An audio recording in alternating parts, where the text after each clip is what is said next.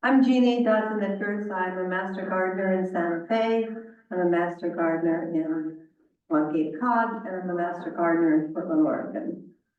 For those of you who don't know, Portland or Oregon is where 85% of our landscape materials come from.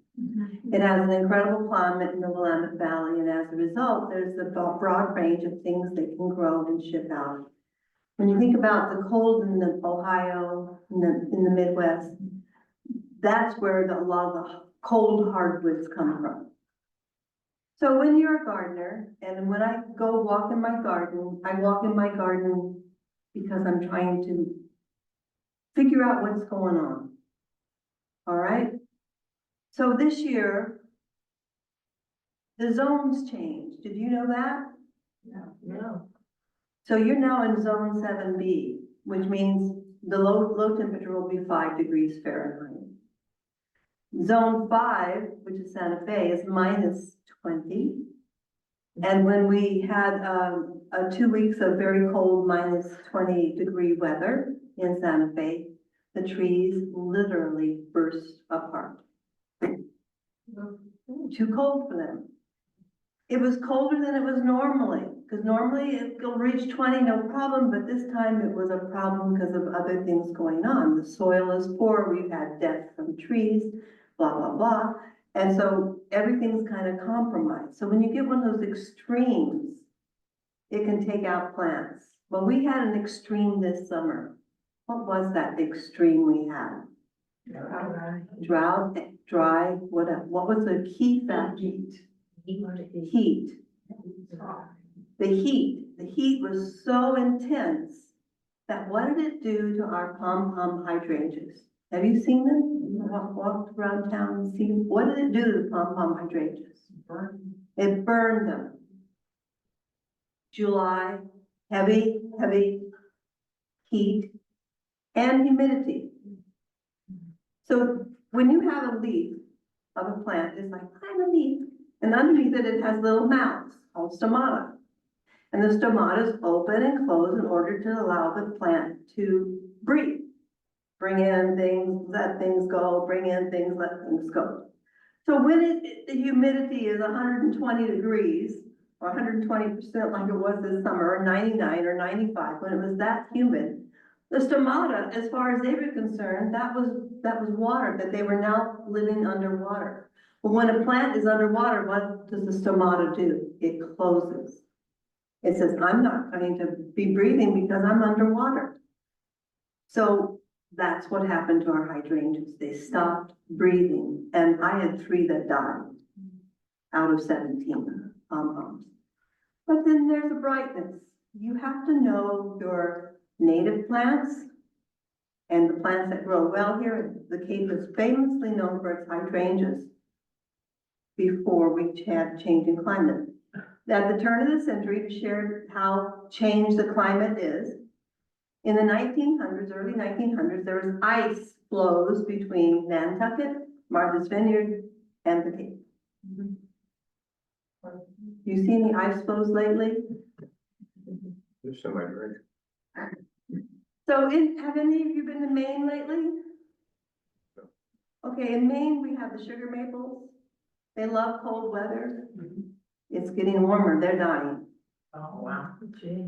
So the sugar maples are dying in Maine, New Hampshire, and Vermont, and other places north.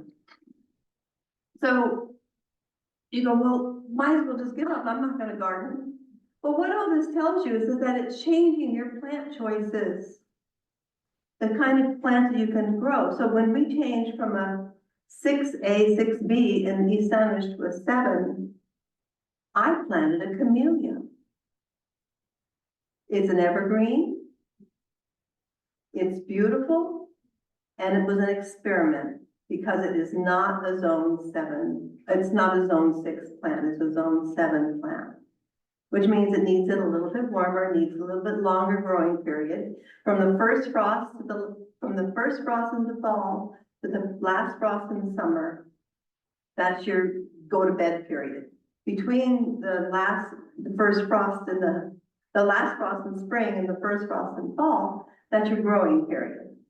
So if your growing period is, if the whole circle is all the time in the world. Your growing period changes depending on what zone you're in. So here, we're zone 7. So what can I grow?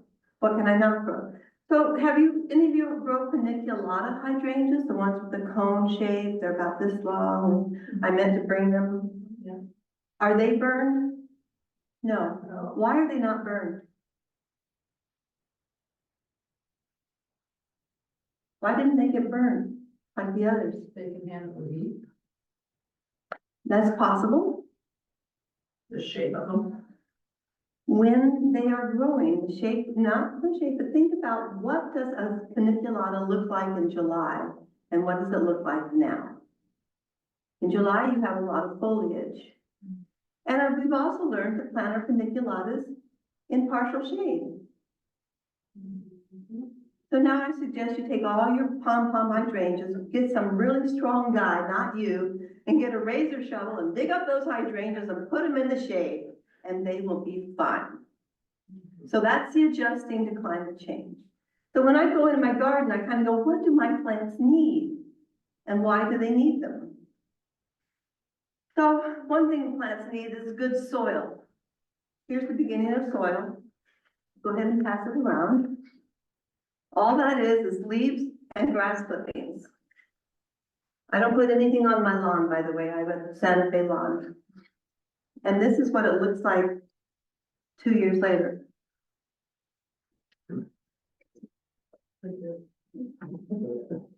It's dirt. Not only that, but it's friable, meaning it's fluffy. Roots can get through it. It holds water. And it has the right amount of nutrients in it. So you have to know your zone, you have to know your soil, and you have to know your weather. And the weather we discussed about the heat. Now, to know your soil, basically every plant needs 3 major nutrients, NPK, nitrogen, phosphorus, and potassium. And I suggest you get your soil tested at the UMass Amherst, and that'll tell you exactly what you have. Here in the Cape, we tend to have more phosphorus in our soils than potassium. So you have to kind of balance that out. And yes, You said they get it tested where? UMass Amherst. Where's that? Uh, You have to actually Amherst. go to Amherst? no, you actually just mail it in. Oh, all right. You can go online, UMass Amherst Agricultural. There, you can get your soil tested here at Master Gardeners, but we only test pH. And I guarantee you, if I test the linear pH, it's gonna be between 4.5 and 6. Yep. Okay, I have tested about 150 soil samples. Not one of them was base. All of them were acidic. So you can kind of assume your soil is acidic. And if it's too acid, phosphorus doesn't get taken up by the plants. If it's too base, phosphorus doesn't get taken up by the plants. It has to be in that Goldilocks zone of 6 to 7. And some plants are very particular about that, others are not. So how would you tell if you have low phosphorus? Your plants will be stunted. If you have stunted plants, either low nitrogen or low phosphorus or both. I've experienced both. So so low oxygen, where was I? The soil. Then they have the other ones, there's a few others, nutrients that you need, but this is my suggestion to you. Get a general all-purpose organic fertilizer, 5-5-5-4-4-4, nothing like 10-10-10. Because if you give our plants here on the Cape, who's used to our poor soils, super rich stuff, they're gonna go, they're not gonna be able to take it. They're gonna get sick because there's too much nutrition. So the good news is it's hard to grow things on the Cape, but once you get it, you can grow a lot. All right? I came from Santa Fe, all sand. Portland, Oregon, all clay. You know what you get when you mix clay with sand? Oh, I have clay soil. I think I'm gonna put some sand in it just to loosen it up. It makes cement. So don't do that. What you do add is the magic stuff. What's the magic stuff? Plant material. And then worms will be attracted to it. I don't know how, but they seem to know where it is. There's grass clippings in that, just like, Uh-huh. Yeah, but my husband goes on, but, grass clippings, we collect some, but a lot of them we just leave on. But if you leave too much on, you're going to smother your lawn. So I'm in a quandary about what do I really want to plant? Any plants that you just absolutely love, and you want to know how to approach them? Any of you garden? Okay, so what do you like about gardening? Being outside. What kind of plants do you have? Lots of different ones. I have, a lot of hydrangeas, and I have two, hardy hibiscus, no, three hardy hibiscus, two hardy crepe myrtles, Oh. and a bunch of other stuff. Crepe myrtle is a warm zone plant. Right. Think Virginia, Northern Virginia, Southern Virginia, the Carolinas, and she's growing it. So what does that say about her site? the zone changed. Yeah, and she has a microclimate that's letting that crepe myrtle grow. Because you can create a climate. If you have a couple hydrangeas and you don't want to go, and it is backbreaking work, moving them, plant a shade tree near them. And let the shade tree take care of it. That plant one tree instead of dig up three, you know? So you can adapt things. So zone, you know your zone. This will tell you what you need to know. Now there's a native plant. I think you have the native plant one. This one? Mm-hmm. Know your native plants. It's really easy to know your native plants. It's very, very difficult. You go into Google, so native plant, Massachusetts, Cape Cod, and there it comes up. So you have your shrubs, your trees, and your perennials, and your annuals. Annuals, you can grow pretty much anything in Georgia, you can grow up here. Because annuals are summer plants, and you don't have to worry about the cold. So in the summer, your garden is going fine, and that July is a challenging month for heat, dry, etc. So what else did we get in July besides the humidity and the heat? We got wind. And wind dries plants out. So the stomata weren't breathing, there was no rain, and there was wind. So what do you think our plants are doing? They're dying. So some people said, my lupins are all black, and I said, they're dying. So mine turned black, and now they're green again. So it is Those great. hydrangeas, it wasn't fungus. They're burned because Yeah. the body got, Yeah, burned. So everything got burned. And so next year I'm kind of going, what am I going to plant? But what I'm going to plant is shade. Let's be certain, right? Say again. Say again. sorry, we didn't know we were unmuted.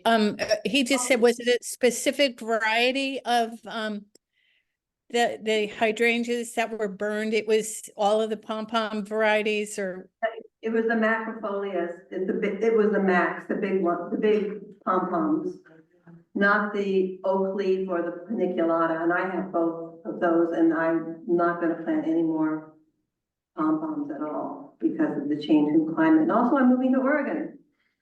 So in the midst of all this, why don't I have all this stuff at Master Gardener Spring, you know, the slideshow and all that? Because everything's packed. This is my outfit that I can fit into. When I packed my clothes for this transition, I was a size 18. I'm now a size 16, 14. This is the only thing that fits. So I'm in transition. Once the plant burns, that's it? Does it come back? The hydrangeas that I got burned that died, they were small, and most everything died. If you have at least about 2/3 of the plant that's alive, I would bet on it's going to be just fine. Plus, I would suggest on the pom-poms is to prune them now, so that in the spring they will be coming up with the ones that will bring flowers. Because if you look at all the ones that have flowers on them, cut all those off. You know how to tell which ones to cut? When you get down, you know, they have these canes that come up like that, and this is Mal, what he said, you know, the hydrangea whisperer. If they look all wrinkled, like old people's skin, that's an old one, take it out, and take it out as close to the ground as possible. So, and then leave the others. And if you do it in this fall, then in the spring, everything coming up is going to be good. You don't have to worry about what's what and what bloomed, what didn't bloom, etc.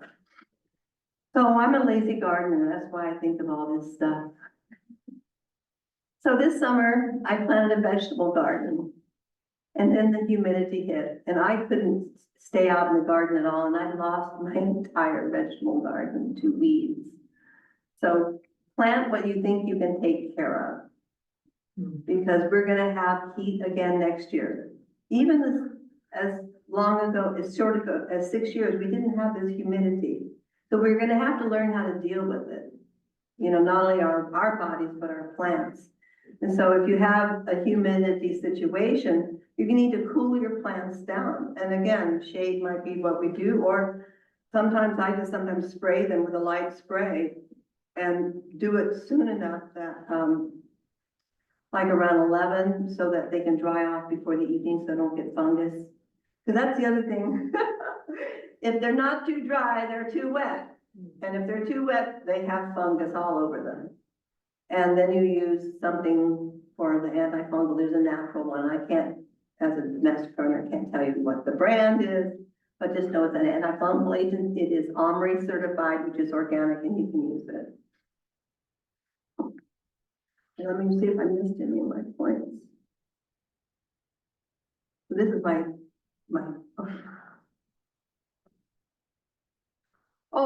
you know how zones are determined? What zone you're in is determined?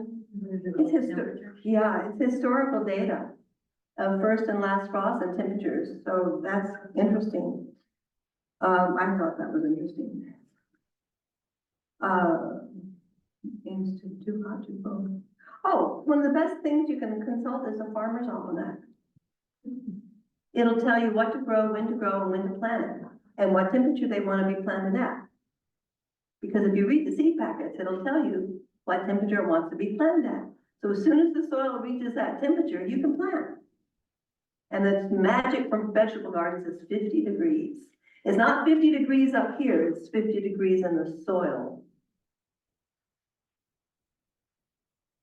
So you can actually, I have a thermometer that measures pH and dryness and all that, and I just, and it goes, okay, all right, I can plant. And then there's the ancient problem, the ancient one of just going, oh, let's see how warm it feels. Okay. Oh, state college ag departments, excellent. Amherst, believe it or not, Rhode Island has one of the best sites. Any of the master gardener sites, including the one we have here on the Cape, you can access that. And you can call master gardeners up too. I tend to just talk people through some of their problems.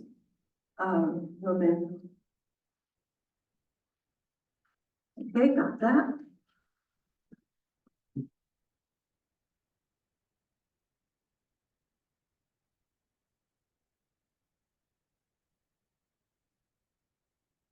I'm going to go more through the NPK.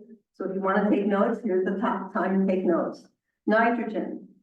It contributes to vegetative growth. Vegetative growth is the green stuff. Okay? So if you have a plant that's just really green and vegetative and never puts out any flowers, which happened to my husband this summer, it has too much nitrogen and not enough of the others. Phosphorus root growth cope with moisture and stress. So now you know the reason that phosphorus is so important. It's going to help the plant with the two things we have, which is moisture and stress, with temperature stress. Potassium, or K, is optimal plant growth. Could you explain that again, the Potassium versus phosphorus. phosphorus? They all contribute to plant growth. Nitrogen is plant growth, usually you'll see on the leaves. Phosphorus is root growth. So in order to have a good plant, if you planted a new bed this year, which I've done, those roots are not very big. So I started planting it in August and I finished it by the end of August. So right now I'm watering those plants because they do not have the root structure to keep enough water in them until the fall happens and the cold hits and the frost hits in November. I'm trying to establish those plants before winter. So I'm watering them now. Just as your new trees or your new shrubs, it takes first year they creep, second year they leaf. No, first year they sleep, second year they creep, third year they leaf. You have to support that plant for 3 years before it can be rabbit resistant or enough moisture. In other words, if it rains enough here, they'll be fine. I have trees all over the place that rains just fine. My trees are doing fine. Because they have a root structure that goes out and collects all that wonderful, yummy stuff. I had a place in Sandwich. I have 1.5 acres. I abut the Scorton Creek Marsh. So I have conservation easements on my property. But when we moved in, there wasn't a bit of sun on the property and we took down all the invasive trees. All of them. And we took down the rotted trees. You know, poison ivy will attach to a tree and it'll go up and it doesn't feed off the tree. It's not that, but what it does, it rots everything underneath it. So when you see that poison ivy going up a tree, that tree is rotted in the middle. And what happens to rotted trees during wind and everything else? So I removed all of those because I didn't want to be walking in a yard where I was going to be killed. Does creeping Virginia do the same thing? Yes, anything that's going to attach to the tree. Yeah, Virginia creeper, I consider it invasive. It's not an officially invasive list, but I won't have it on my property because it'll just take over. It does, Yeah. yeah. It does, it just takes over. So you want blue hydrangeas? You want blue, right? Sure. How do you get blue? pH, change the pH. Change the pH? Lime, How do you change the pH? you should look at, ask her. So if you add lime, what is lime? Lime's a base. Yeah. It's gonna bring an acidic soil up. All right? So if you add lime, you're gonna get a base. So blue hydrangeas need acid soil. So what are you going to add to the soil to make them blue? Sulfate. Pardon? Sulfate. That will do it, but there's something, it's even easier. Elemental sulfur. What elemental sulfur does is it adjusts the pH to the appropriate level for the hydrangeas. And it's a slow release because it's an organic compound. It's just sulfur in little pellets. You put it on the ground and then you get your acidity that you need and you get your blue hydrangeas. Then you have to look for other things like chlorosis. What's chlorosis? That's when you look at a leaf and it's yellowish but green outlines around the ribs, you know, the veins. That's iron chlorosis. That means there's not enough iron in the soil. But there's plenty of iron in this soil. Why is it orange half the time when you get soil? You know, that's iron. Why do my fingers constantly stain? Iron, because that's iron. There's iron in the soil, but why am I not getting it out for the plants? Again, it's a pH issue. You have to create the chemical pathways for the iron to be released. It has to be a little bit more acid or a little bit more base. That's why I suggest you get your soil tested so you know where you're starting from. Now, What time of year should you get it tested? Like throughout the year? Anytime, Okay. because the soil is not going to change its nutrient level. So what they have you do is take pieces of soil from a number of places so you get a mixture. And I really think it's necessary. Going back to Oregon, I'm gonna have to test my soil. I'm a garden designer, by the way. When you're sending the soil off, how do you do that? You just put it like in a baggie or something? Yeah, it's just a baggie, preferably one that will not have holes in it. And try not to have critters in there. critters. I looked and looked and looked and couldn't find any. I gotta have some critters in here. But y'all, did you feel this soil? Nobody wanted to get their hands dirty, probably. I buy these like about a dozen at a time.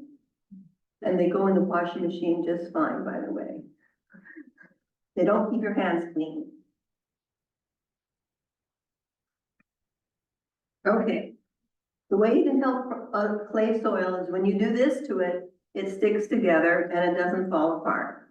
This is falling apart. And if it was sandy soil, it wouldn't form anything whatsoever. So this is ideal soil.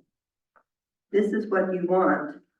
Where'd that green thing go? Underneath the purple. Oh, that's right. This, and I just made a mess, but this is what you want your soil to look like. You really do. What color is it? Black, deep black. It has sand in it. I see sand in it. I also see a lot of organic matter, because what's the number one cause of poor nutrition in plants? Lack of organic matter. Because when you have enough organic matter, you have the right insects eating and treating the soil, and you have everything kind of going on its own. It's like, this is cool. We're just gonna, we have the soil, we have the insects, we're gonna make soil, we're gonna do this, it's just fine. You have to feed your soil. That's what I do. I feed my soil. So do you compost from your kitchen? Like, do you? You know, I don't do kitchen waste because I'm on the edge of of 240 acres of wildlife, including a fisher cat, red fox, coyotes,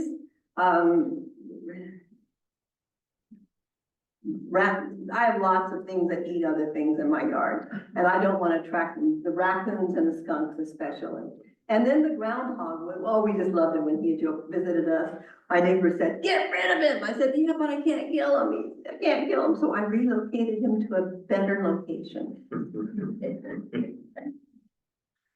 So, any questions you have about your own garden? Because I have so much in here, I just sometimes have a hard time pulling it out. Because I don't know what you want to know. I have bowl, it's either a bowl or a mole. Yes, oh, yes. And the hills are like lovely.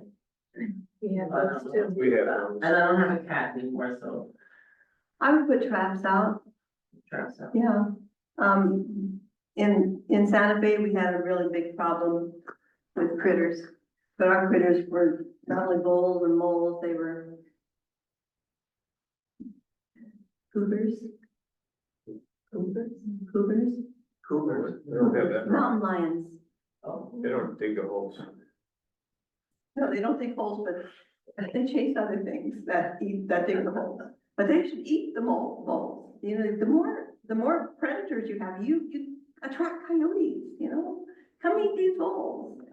You know, we need predators. That's what And if we don't have enough predators, then we become a predator in some way. The moles is a real tough problem. Yeah. It's really- I don't have any secrets for that except persistence. And I have a lot of chippies in my yard. And they love to eat my tomatoes. You know, they only eat half of it. Oh, yes. Oh, Yeah. they drop it. And they go, "Oh, we're done." Yeah.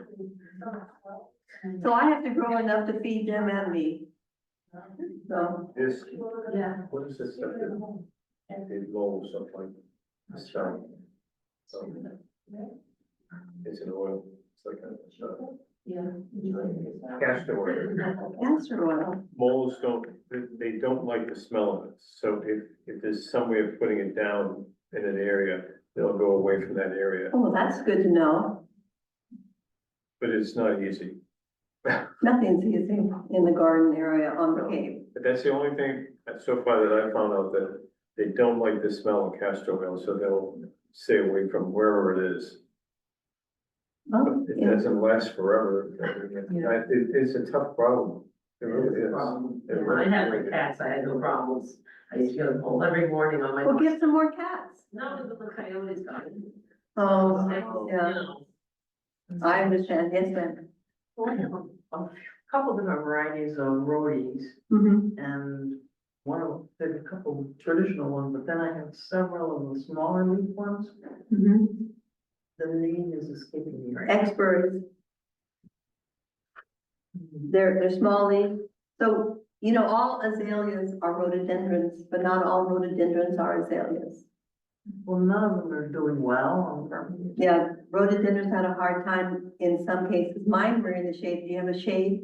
In shade? Some of them are in shade. Are they doing better than the ones in the sun? Not really. What does it look like? What do they look like? It's small leaves, the color's like a fuchsia color, Is it normal color for them? yeah. Yeah, So why do you think they're doing badly? well, they get really spindly and they look very weak, the leaves are not, I think it's the breed a little bit, the leaves get rumbly looking, Spindly, and. I'd say phosphorus. But again, test the soil. The roadies they like acid, acidic soil. I just put a general purpose fertilizer on it, you know, organic 555. But some of mine turned a little yellow. The leaves turned a little less green. That probably just needs some balanced fertilizer. I would just put a balanced fertilizer on it and see if the plant responds, and it won't respond until next year. If you put an organic fertilizer now, you're gonna activate that plant too soon. So put the fertilizer in March. That's the first month we can really get out in the garden, is March. Just to plug that. So, and it's usually very cold and then not very fun. But if you put organic material down in fertilizer in March, April, May, I'll give you that window. You also do it in July. And July will take you through the rest of the year. So all these plants that I just planted in that new bed, first of all, why did I choose what I chose? I chose plants that don't need a lot of nutrition. So I chose Aragonium umbulatum, which is a sulfur plant, little spatulate leaves. They're perennials, and they grow in a little round area like this when they're mature. And they have little yellow flowers in the summer. But what I love about them is their Christmas decoration for me. They turn bright Christmas red. So then I added two other more plants to this little bed. So this was on the bottom. This is a slope, by the way. I'm trying to hold a slope. So the Aragonium umbulatum is down here, sulfur plant, buckwheat sulfur plant, for those who only speak English. And then I have sand cherry. Okay, cherry is native to Cape Cod. Sand cherries will get about this high and about this wide and about 4 feet down that way. And they'll hold the slope. So that's good. I got a sand cherry. So that's what I put in there. And the bed's doing well. Every day I'm out there watering it. Every day I'm out there watering it. That's very important for you to hear because it's still really warm out there. It's usually not this warm this late, so I'm watering because it is warmer. So you adjust, you know, if the weather, zone 7B says this is my climate. But what we all know is we have extremes of climate or exceptions to the rule. So we have to live with the exceptions to the rule. Adjust to them. If something's going bad and it's not growing well, they say, okay, I don't need to grow that plant. I said, I don't need to grow vegetables anymore. I'm done. I'll have a potted plant and I'll have a cherry tomato and that's it. And then the chippies will eat them all. Any questions about gardening that you just are on the top of your head? Yes. Yes, go ahead. Go for it. When you're planting, the basic planting, you dig a hole and you put the plant in. If the soil is really bad, how much soil, organic soil should you put in, and how far away from the plant Okay. should you put it? So there's several different philosophies on how you plant a plant. But basically you want it twice as wide and just as deep, okay? And some people, they're experimenting with this, they do a square of soil, plant it in a square. And when you add it back, if you add back all improved soil Right. like this, your plants will go gangbusters until they reach the wall of natural soil. No nutrition, hard to get through. So what you have to do is kind of feather the edges so that the roots can go and get an entrance, and mix the soils. Mix the poor soil with the better soil, and I'd only put in a third of the better soil. So that's the answer to your question, say how much? A third could be better soil. Okay. But if you give them too much good stuff, they're not gonna survive because they have to learn how to live in the real world here. Just like we do. We have hardy hydrangeas Mm-hmm. that, when they flower, they're just absolutely gorgeous. But the leaves tend to get all these, hibiscus, I'm sorry, That's okay. hibiscus. The leaves tend to get all these little holes in them. And we're not sure how to treat that. We've tried treating it with, What's causing the holes? We don't know, we don't I know. could never see anything. Cause I usually take all the dead buds, the dead flowers off every Mm-hmm. day or two. I would just do some research. I would look up holes. Just riddle it, I mean, it caused some of the buds to die. Yeah, that's, It's hard to see if there's a bug there. yeah, Can't see anything. you know, Russell at the Master Gardeners, who he's our, you know, our fearless leader. If you send Russell or bring in those leaves for him on a stem, Yeah. he could possibly diagnose Oh, you. next year. So where is Russell? Russell, they're towards, yeah, towards Hyannis. Just, I forget where the Master Gardener's office is, because in 6 years, they've moved 4 times. Oh, So I'm confused as to where they are right now. But they're out there, okay, Yeah. but Russell will probably help you. okay, we have the hardy crepe myrtle, needs to be trimmed. And I know you're supposed to trim it kind of like this, like a horseshoe. And, well, I mean, I looked it up and it's supposed to be done either February or early March. And, we're not here. So is it When are you here? May? May. That's a problem if you live, if you spend the winters in a warmer Oh, climate. God, So you're not here to take care of all these things. I'd still prune it in May. I'd prune it in May. I don't think, it's not gonna be that out in bloom yet, because frankly, you don't plant here until June anyway. That's the Yeah, change. it doesn't even bloom till the end of August. Yeah, so Oh, our starting date in the 6 years I've lived here has gone from mid-May to the 1st of June. And that's rapid change. That's really rapid. And, Do you know what I should be feeding crepe myrtle, I would again, just give a basic, you know, even NPK across the board. And if you notice any kind of deficiencies, then you can look at it? that. Well, I mean, I saw, you know, riding down the road, this person had one, and it was like total flowers. Ours is not like that. We have flowers, How old is it? a few years, 2 years? three 3. or four. Okay, you should start seeing blossoms by year 4. Sometimes you just have to have patience, but again, I do balanced fertilizer. I would have Russell take a look at the other thing that you're concerned about, the hardy hibiscus. And, see what you can do. I mean, test the soil. Maybe they'll say obviously what you need. Crepe myrtle, what pH does it like? pH is the acidity or the base. Sure, Yeah, sure, so we have to figure that one out. yeah. And again, you can go online, go crepe myrtle culture.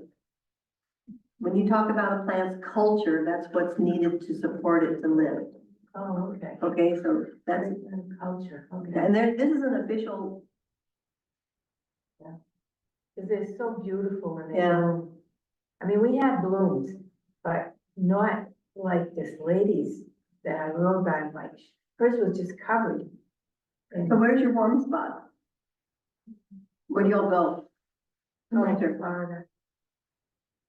Venice. Have you seen any changes there? No, no, it can be, you know, in the winter, like January, which was unusual this past year. It rained quite a bit and it was very cool. Yeah, the orange crops, Yeah. the citrus crops. But other than that, I wouldn't say it was a big difference, just that 1 month. But you get the benefit of heavier hurricanes down there. Yes, You know, in Houston, you know what's the highest point in Houston? The off-ramp. We've been to Houston so many times, I go, it's flat, and all the trees are cut off at the same level, because the hurricanes come through and. Yeah. oh, shoot. Yeah, it's interesting. Anything that you wanted to hear today that I haven't mentioned, or was this at all helpful? Oh, yeah. I do have one other question. Oh, all the questions, that's fine, It's about weeds. okay? You're gonna ask the same thing I was just gonna ask. We have this weed, it's called a shoot weed. And it is so aggressive, we can't control it. It's It's If taking you over get- our yard. SHOOT, I think that's kind of a common term for it, maybe a more, Yeah, there may be a more scientific term. SHOOT, weed. shoot, SHOOT. It starts with a flat green leaves and then then it has these stalks that come out. They're not probably 6 inches well, high. it has little petals on it. And if Eventually. you go near it, it automatically shoots out hundreds of seeds. Oh, seriously. It's- And then, You can't control it. I was out there this morning trying to dig up some of them again. But we just really don't know how to control it. How to get rid of shoot weed? Get the roots. You just gotta dig out the Yeah. roots. I know, I was doing Yeah, that yeah. yesterday and today. But Yeah. it's, If you touch them, they spring up. Oh, yeah, Yeah. yeah, but Yeah. they're not at that point now. They haven't. Is this them? there's another name for it. Yeah, Yeah, well, right there, yes. Okay. And then, they're funny, they don't like the heat of the summer, you don't see them until it gets cool. And then they like to be hiding under a shaded area. Okay, there are times that you have to take radical measures. like, Like, take up the whole, with mulch, find something that will kill it. oh, you mean a chemical? Find something that will kill it. I cannot say anymore. I know, but it also kills the things around it. Cause they Yeah. kind of like have, So, these azaleas, what kind of azalea they did. so there's, They bloom twice a year. yeah, the rebloomers. Yeah, and they're underneath there. Okay, so you either get aggressive with pulling them, Well, I was, Okay. been working at it. It's a lifetime. and there are some things you can paint onto the plant and only that plant will have it. So you don't do a general spray, Oh. you actually go plant by plant. You know how much I time know, I'm just telling you You're that, gonna live so long. this stuff, like, yeah, and the thing is I don't wanna handle anything that's Right. that'll kill anything, because I don't want to end up with some weird disease that they now discovered that chemical causes. Yeah. And So it does, that's a problem, that's been a problem for us, it's really, so I'll bring you. I have them, by the way, I just, I think we got it in mulch one year, yeah, so we've had them for a few years and it's just, they. I got my jumping worms from, mulch, from another location. I'm not happy about it, I'm not taking any of my plants that have been in the ground to Oregon, I don't want jumping worms there. Jumping worms? Jumping worms. Yeah, so when you're digging in your soil and you find a worm that's a little bit longer and kind of fat and kind of pink, that's a jumping worm. You touch it, it'll go, "Eh," Haven't seen those. Yep. and they are near the surface and they hang out in colonies. So once you find one, you can keep digging and put them all in a wonderful little jar. And after you have all of them in the jar, Yes. you can just put a whole bunch of hot water in it. Ooh. And then you have dead worms, and you do not put it on your soil because they have little eggs. Oh, gee. So you throw it in your trash can. Oh, garbage disposal. No, we just cut them off. Well, the worms I don't put in garbage disposal, ugh, no. I throw mine into the garbage can. So, Jumping word, I've never been- I never. Other thing I'm struggling with are the knockout roses.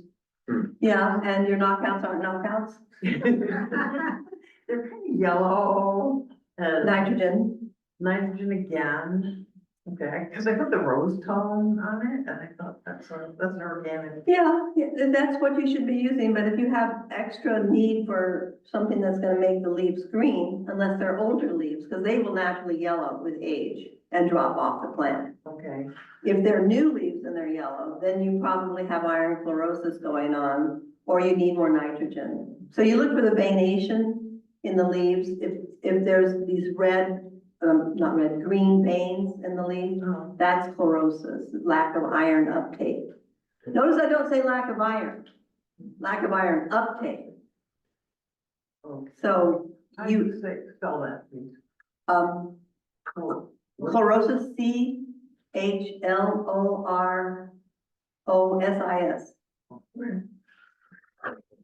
iron fluorosis. Yes, ma'am. Sorry, That's okay. not late. I had a couple of questions. Yes. One is about the hydrangea, the endless summer, the blue one. I took a photograph 2 seasons ago when everybody lost their blue hydrangeas. Mine that year completely died, never came back. This one I just got this summer and I plan to get right against the front of the house. What kind of sun does it get? So here it's getting both, morning. It would be better if it was just morning. Is there any shade you can plant around it? I think this is just morning to be. Okay. But, I was told 2 contradictions on this one. I was told to, fertilize in the fall with this special fertilizer. I didn't bring it with me because Hydrangea fertilizer with aluminum sulfate in it? I think so. But. Okay, I was also told not to do anything with it. At this point, I would fertilize in the spring, Yeah, I did. and you can use that fertilizer you're using, that's special, or you can just get a normal everyday 4,4,4,5,5,5 NPK fertilizer and see if it responds to that. It's probably gonna need some sulfur, it's probably gonna need some acid. But again, if you want to find out what your soil doesn't have or does have, the soil sample to University Mass at Amherst. Oh, I'm leaving, I'm going south for 6 months, so. Yeah. I just wanted to be sure that this one was gonna live and, I can't guarantee it, it's kind of small, and it's kind of small, it might get cold this winter.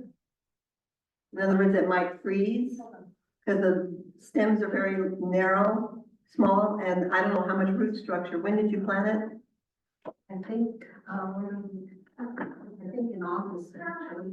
Okay, so put as much mulch around it as possible. Okay. And I worked, 3 inches at least. yeah, and before the mulch, I got the, what do you call it, the special soil, the compost.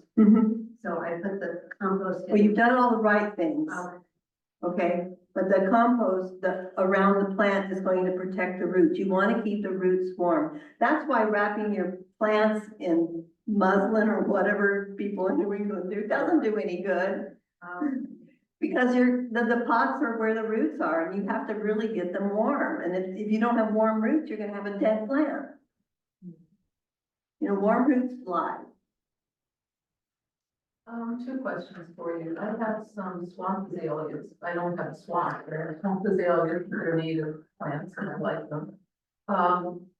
One of them is doing great and the other two are just kind of spindly. And I take your point about soil testing. I'm gonna do that. But do you know, I'm not sure how much light they actually need. It said partial shade, which is where I planted them. Okay, so let's talk about partial and full shade, full, et cetera. Full sun is 6 hours of sun over, that also includes over the noon hour. That's full sun. So you could have like 10 to 2 sun and that still would be full sun almost, but it takes 6 hours of full sun to be full sun.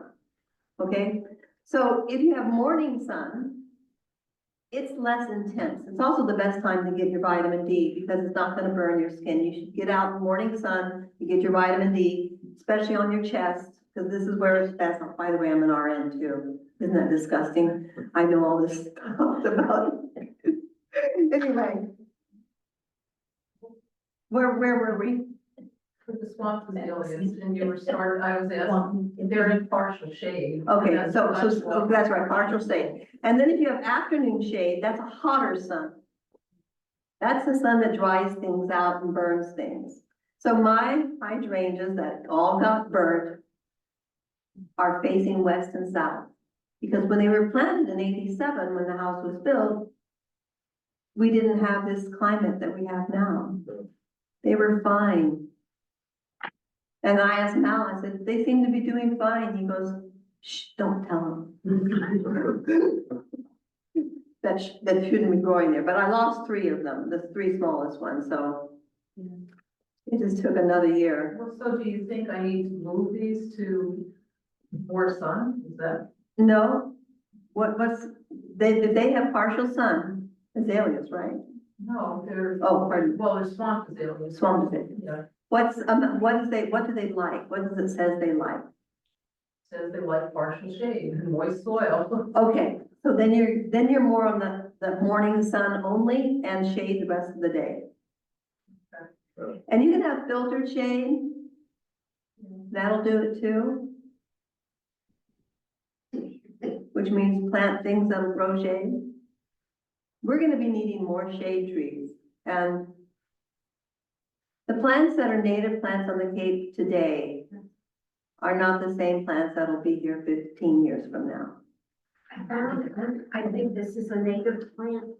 Just wanted to ask you, we just found it this season.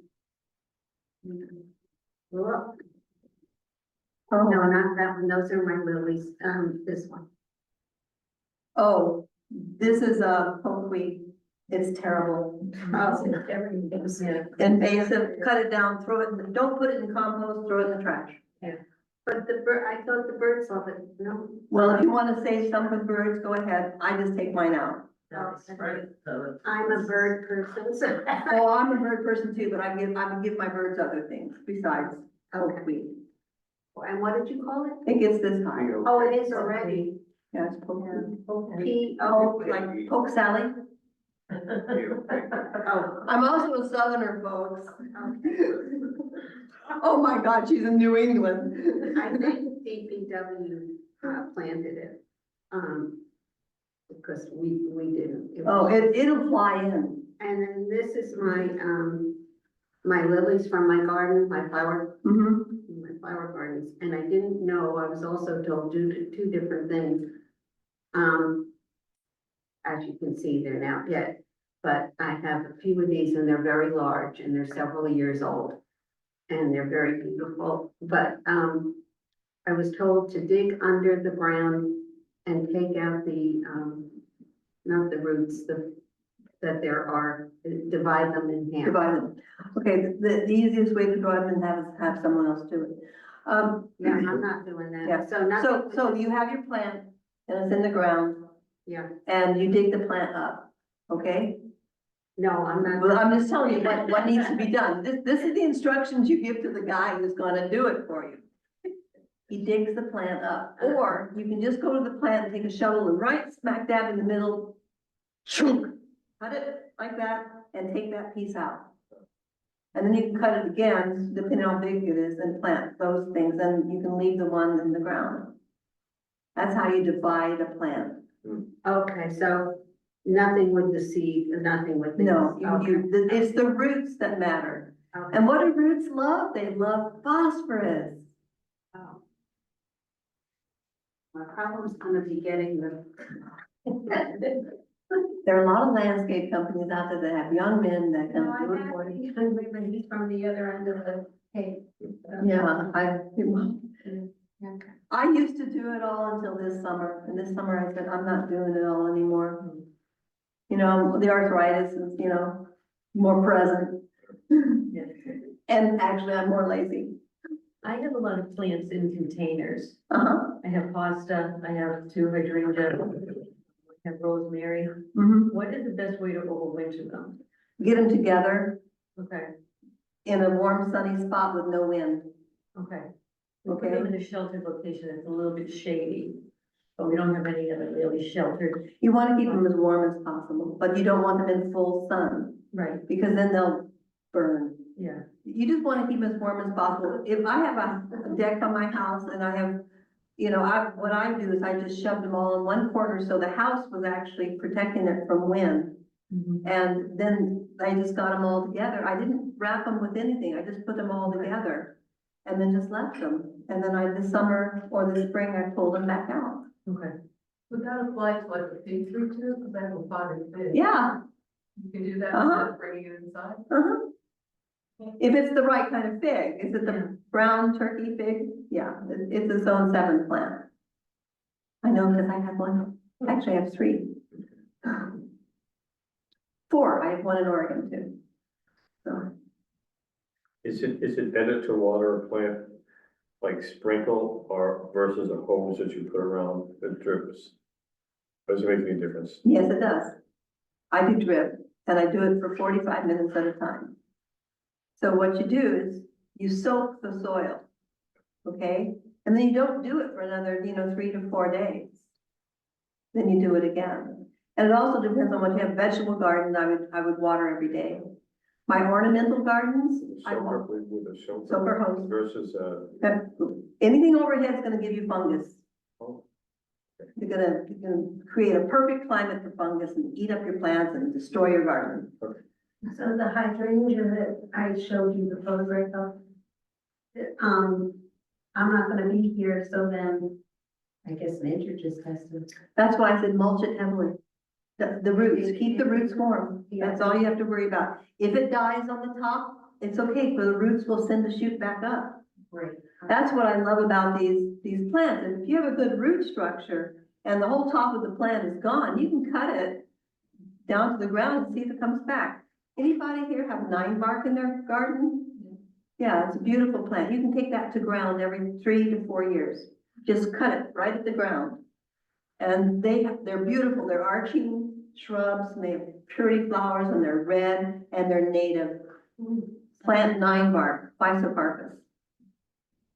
right? Physocarpus is the Latin or the Greek name.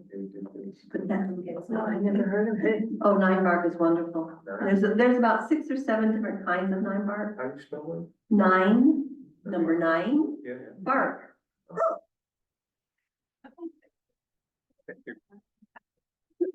Yeah, you just don't, it doesn't sound right. But if I said Physocarpus though, you would go, huh? They call it 9 bark because the bark exfoliates and starts Yeah, growing up. It's a really pretty plant. it is a beautiful plant and it's one of my favorites because this is an official horticulture term. It's not fussy. So what you want in your garden here on the Cape is plants that are not fussy. Rabbits don't like it. So what are some things that are not fussy that I have? I have the little cedar, ground thing that goes like this. But I also have ginkgo biloba. Now, do y'all know how tall ginkgo biloba trees get? Well, I lived in DC for a bit and I was walking on the bridge and there was a ginkgo right there and I looked down. That tree is 150 feet tall. I'm not planting a tree that's gonna be 150 feet tall on my property. But they have dwarfs and miniatures. And so anything that you love, look for the dwarf or miniature. So I have these 2 miniature Ginkgo biloba, they're great. So what's so significant about ginkgo biloba? By the way, it's not a native. You don't have to plant all natives, but plant a lot of natives.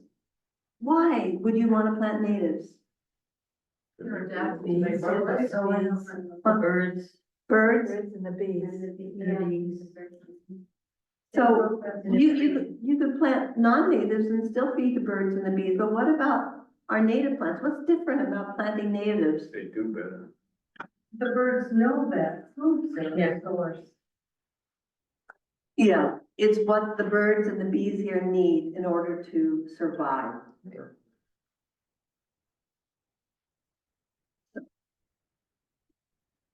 I just need to take a little break and take my medication. Because as you get older, more pills you need to be alive.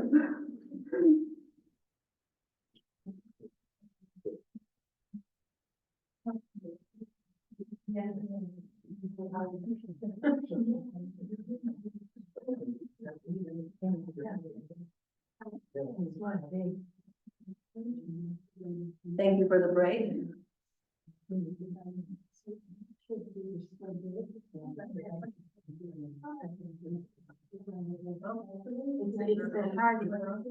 the hardy one, which I guess is different than the regular. Like we have them in Florida and they don't look the same as the one I have here. Oh, yeah.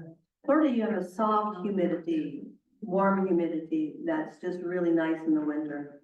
It's a really nice humidity. Summer humidity, not so much. That's what good. Thank you. Any other questions? Any answers? What I'm trying to tell you is that the difference between you and a master gardener is I just know that I don't know it all, I just look it up. And so you too can be a master gardener. Remember, your garden is an experiment. It's a science experiment.